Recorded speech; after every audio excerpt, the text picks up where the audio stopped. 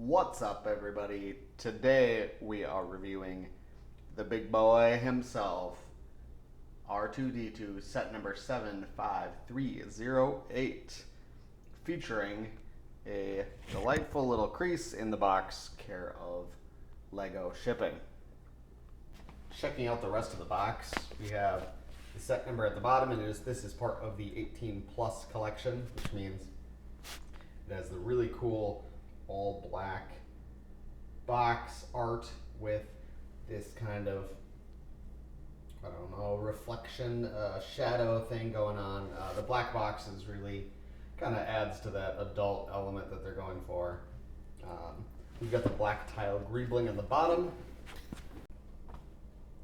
On the side we have the 50th anniversary Lucasfilm logo and what looks like a alternate pose for R2 here, kind of looking off to the side.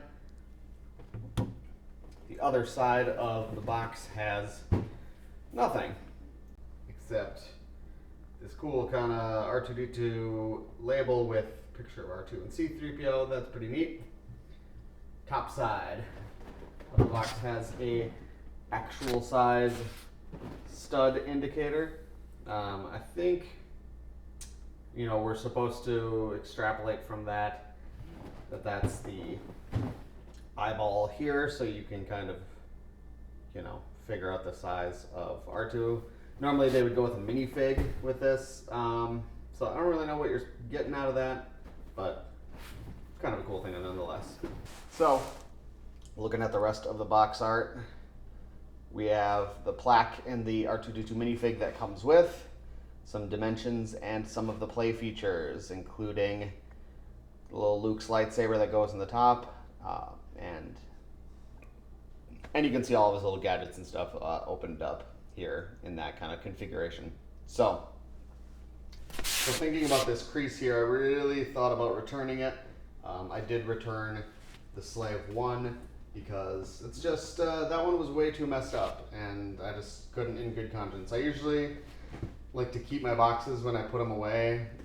This one, I don't know, I don't foresee myself keeping this box, so I might come to regret that someday.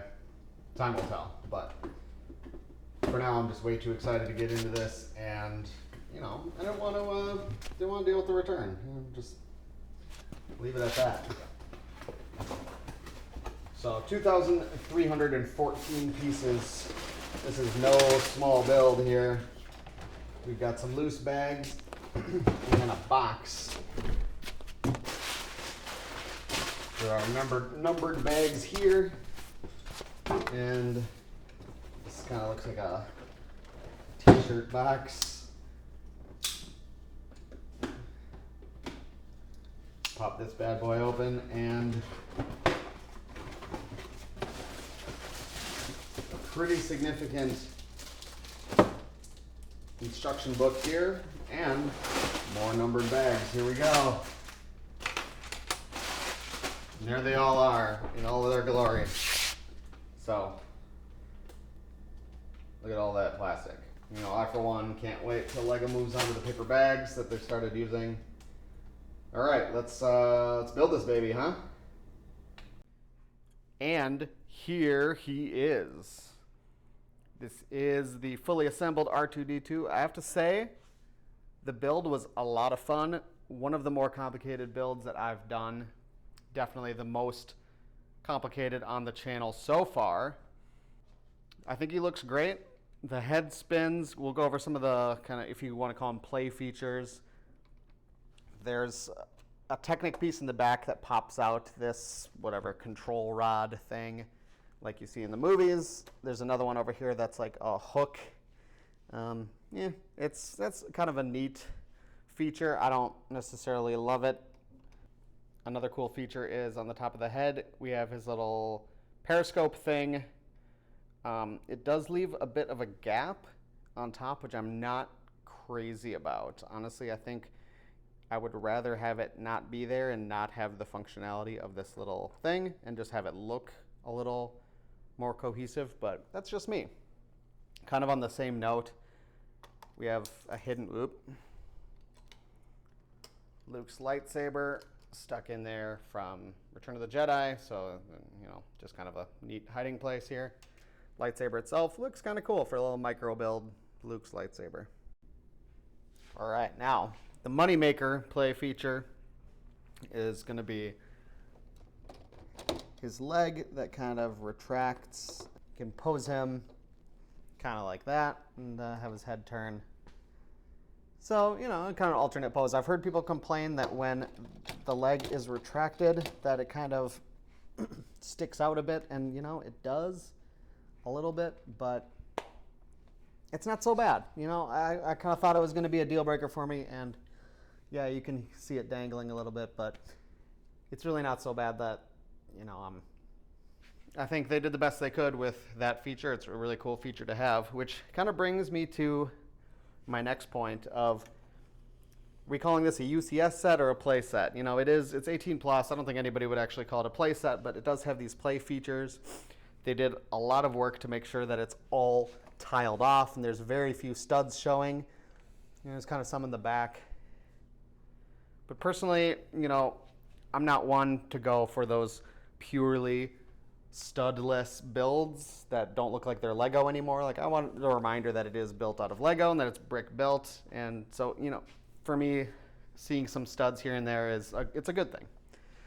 I think there's a ton of detail. I love the way this kind of front panel looks. Oh, forgot about these little guys. These things open up. I think in the movies there's like tools and stuff under there, but there's really no other functionality there. These just kind of open up. So there's a lot of these little play features that come at the expense of the design. I don't think this Periscope thing is really doing anything for the build. The little Luke's lightsaber thing is fine, but like that, you know, that doesn't really add to the display ability. And I think that's what this is first and foremost, is a display set. You're definitely not going to play with it. It is way too fragile. For some reason, the head keeps coming off.